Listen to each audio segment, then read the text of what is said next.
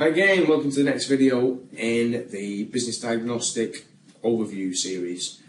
This time we're going to look at, so we've been into the area, we've looked at the process, we've looked at how the work's being managed, we've looked at capacity and demand planning, we've looked at how the work flows through the organisation. This time we're going to look at how the operation manages its people. So, are the basic principles of managing poor performance in place? Are they understood and are they practiced?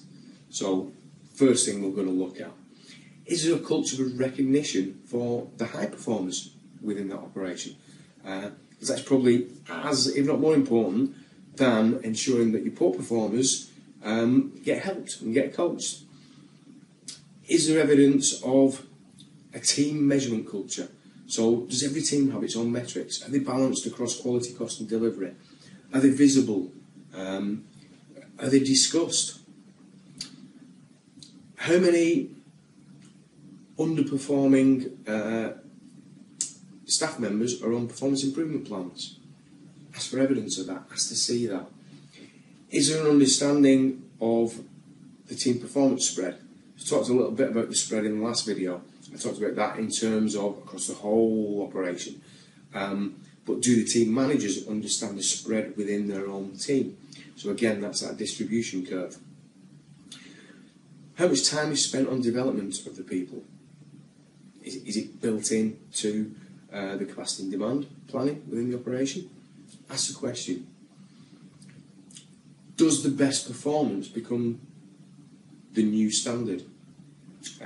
Now, when we talk about, or when we've talked about standardised work, and we're digressing a little bit here from business diagnostic, but the standard is only the standard at that moment in time.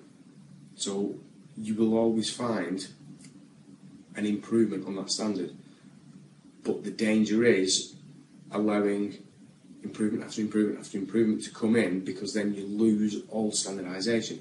So if you have a standard and people adhere to it, and you find a better way of doing it, then the standard should be updated and everyone then works to that standard until the next new standard gets discovered.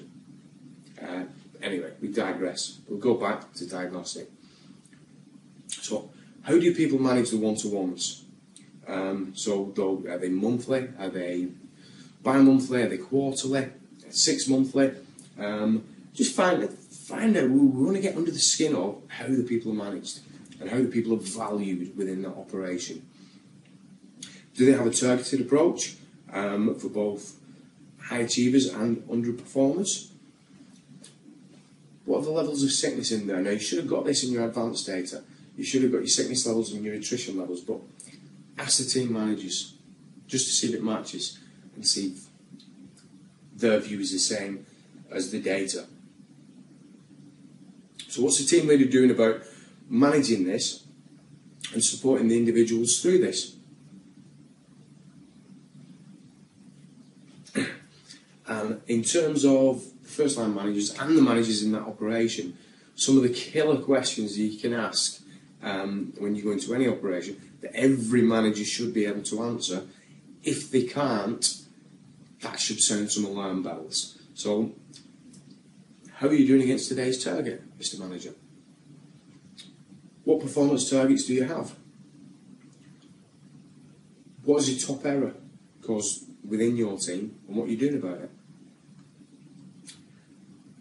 Who is the customer for the service that we actually provide, or the things that we build or manufacture? What is important to the customer in this part of the operation? How long does the customer expect this part of the process to take? Or how much would they be willing to pay for it? How do you know the correct way to carry out this task, or that task, or that task?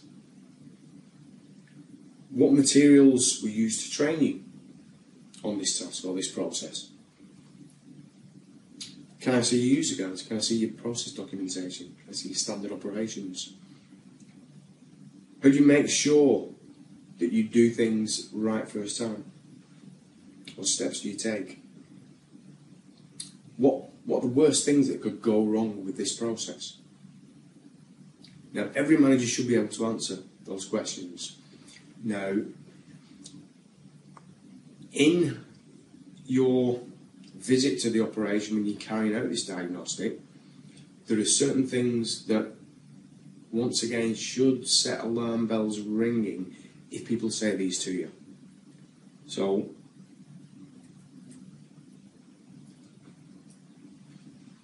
if during the course of the diagnostic you hear the managers coming out with things like, we always beat our SLAs, oh dear, they're either over-resourced or using too much stock. We've tried that before and it didn't work. So again, alarm bells should ring. We've improved, but now we're at the limit. Yeah, I would be twitching by now. Risk or audit or compliance or policy team, they won't let us do anything about that. They won't let us change this. And there are many, many other things that will start the alarm bells ringing for you when you're carrying out the diagnostic.